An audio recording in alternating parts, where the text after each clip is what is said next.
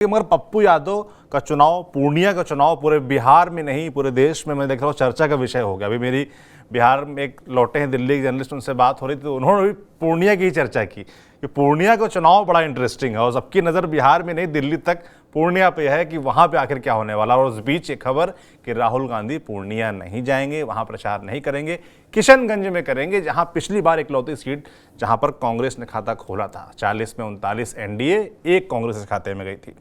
मगर बात यही खत्म नहीं होती पूर्णिया के बारे में, वहां पर आरजेडी की तरफ से भी खुल के बगावत हो गई है। उनके राष्ट्रीय उपाध्यक्ष देवेंद्र प्रसाद यादव पप्पू यादव के समर्थन में खुलकर आ गए हैं। तो मतलब राहुल गांधी तो नहीं जा रहे, एक झटका आरजेडी के लिए ये था।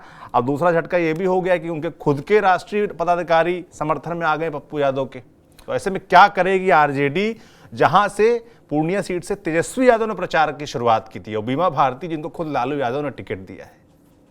देखिए, यही तो आरजेडी के लिए कह सकते हैं कि परेशानी का सबब है जी। दरअसल आरजेडी के राष्ट्रीय उपाध्यक्ष देवेंद्र प्रसाद यादव हैं, पूर्व केंद्रीय मंत्री भी हैं, कई बार सांसद भी रह चुके हैं। उन्होंने भी अपनी पार्टी का विलय आरजेडी में कराया था। सवाल ये उठता है कि देवेंद्र प्रसाद यादव को झंझारपुर में टिकट नहीं दिया गया, झंझारपुर वीआईपी के कोटे में दे दिया गया।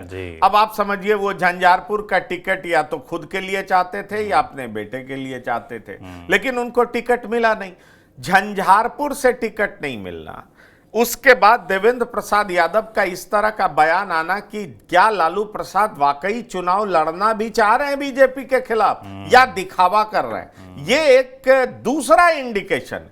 दरअसल देवेंद्र प्रसाद यादव ये कहना चाह रहे थे, अगर आप उनकी इन बातों को डिकोड करें तो वो ये कहना चाह रहे थे कि इन पे तो ईडी का डंडा लटक रहा है, भ्रष्टाचार के कई मामले हैं, पूरा परिवार संलिप्त है। ये ईडी के डर से ऊपर से दिखावा कर रहे हैं कि ये बीजेपी के खिलाफ लड़ रहे हैं, लेकिन ये लड़ नहीं रहे हैं, क्योंकि जिस तरीके के प्रत्याशियों का चयन ये कर रहे हैं, टिकटों को बांट रहे हैं, उससे एक बात बहुत साफ नजर आता है कि ये दरअसल चुनाव नहीं लड़ रहे, ये बीजेपी को इनडायरेक्टली फायदा पहुंचा रहे हैं। देवेंद्र प्रसाद यादव ये कहना चाहते हैं। अब सवाल उठता है कि देवेंद्र प्रसाद का ये कहने का आधार भी क्या है। उसका एक आधार ये भी है कि पप्पू यादव पूर्णिया से तो मजबूत उम्मीदवार थे।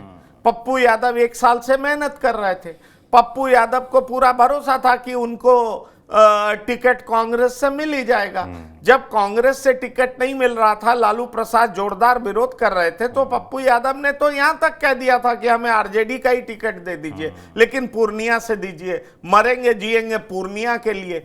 अब इतने मजबूत उम्मीदवार का पूर्णिया में समर्थन लालू प्रसाद द्वारा क्यों नहीं किया गया, इस बात को लेकर के देवेंद्र प्रसाद यादव सवाल उठा रहे हैं। ऐसे में सवाल उठता है कि देवेंद्र प्रसाद यादव के सवाल उठाने का मतलब जो भी हो कि लालू प्रसाद ईडी के डर से परोक्ष रूप से समर्थन बीजेपी का कर रहे हैं, या ये महज आरोप हो जिस तरह की बात, क्योंकि उनको भी टिकट नहीं मिला है झंझारपुर से, उनके बेटे को नहीं मिला, लगातार आरजेडी के शीर्ष नेताओं के संपर्क में थे।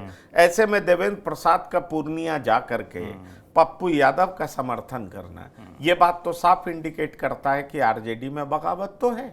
और आरजेडी में बगावत सिर्फ वही नहीं है, हिना साहब भी बगावत पे उतरी, बिल्कुल, वो भी कह रही है मैं निर्दलीय चुनाव लड़ूंगी। तो सवाल उठता है कि हिना साहब निर्दलीय चुनाव लड़ेंगी तो नुकसान किसका होगा? आरजेडी का ही होगा, क्योंकि उनका पूरा परिवार तो आरजेडी का ही रहा है। अब 2 बातें कही जा रही है कि हिना साहब को मनाया जा रहा है, पर हिना साहब को क्या वाकई मनाया जा रहा है, सवाल ये उठता है। हिना साहब खुद खुल करके कह रही हैं कि हमें आरजेडी का टिकट नहीं चाहिए। अब आप नवादा आ जाइए तो नवादा में भी राजवल्लभ यादव का परिवार है। आप समझ लीजिए, उनके भतीजे एमएलसी हैं, उनके बेटे एमएलए हैं, आप ये देख लीजिए। अब सवाल ये नहीं, उनकी पत्नी एमएलए हैं, भतीजे एमएलसी हैं, उनका पूरा परिवार राजनीतिक है, खुद वो जेल में है। सवाल ये उठता है कि राजवल्लभ यादव ने भी अपने भाई को खड़ा कर दिया, प्रत्याशी बना दिया, निर्दलीय प्रत्याशी है। तो विनोद यादव किस तरीके से श्रवण कुशवाहा को नुकसान नवादा में पहुंचाएंगे। तो आरजेडी के भीतर की ये बगावत आरजेडी को कई सीटों पर नुकसान तो पहुंचा ही रही है। जहां तक देवेंद्र प्रसाद यादव का सवाल है, तो एक तरफ वो पूर्णिया पहुंच करके पप्पू यादव की मदद कर रहे हैं, तो एक यादवों में गंभीर मैसेज देने की कोशिश भी कर रहे हैं। साथ ही साथ वो झंझारपुर में महागठबंधन का विरोध करेंगे, तो 2 सीटों पर वो विरोध कर रहे हैं। एक सीट पे विनोद यादव विरोध कर रहे हैं, एक सीट पर कम से कम हिना साहब खुद उतर गई हैं। जबकि हिना साहब अगर आरजेडी को भला बुरा बोलती हैं तो इसका मैसेज जो है कई जगह पर जाएगा। और तो और कल तो जिस तरीके से अशफाक जी, आपको मालूम है कि अशफाक जी कौन है? तो वो कटिहार मेडिकल कॉलेज के ऑनर है अशफाक करीम, और राज्यसभा सदस्य रह चुके हैं। वो भी आरोप लगा चुके हैं कि उनको कैसे किनारा किया गया। सवाल यह है, मुसलमान को 5 की जगह 2 टिकट क्यों मिल रहा है? तो वो भी नाराजगी जाहिर कर रहे हैं। तो आप देखेंगे तो आप पाएंगे कि कई जगहों पर आरजेडी के भीतर से बगावत की आवाज बुलंद हो रही है। ऐसे में सवाल उठता है कि क्या आरजेडी इसको मैनेज कर पाएगी या आरजेडी को इससे नुकसान होगा? ये देखना दिलचस्प होगा। लेकिन इन सीटों पर अगर आप देखें तो साफ दिखाई पड़ता है कि कहीं ना कहीं बगावत है, और ये बगावत वैसे नेता कर रहे हैं जिनका जनाधार है, और जनाधार है तो वो सीधा सीधा चैलेंज किसको दे रहे हैं? तो आरजेडी सुप्रीमो लालू प्रसाद यादव को दे रहे हैं। बिल्कुल। तो ना सिर्फ पूर्णिया में बल्कि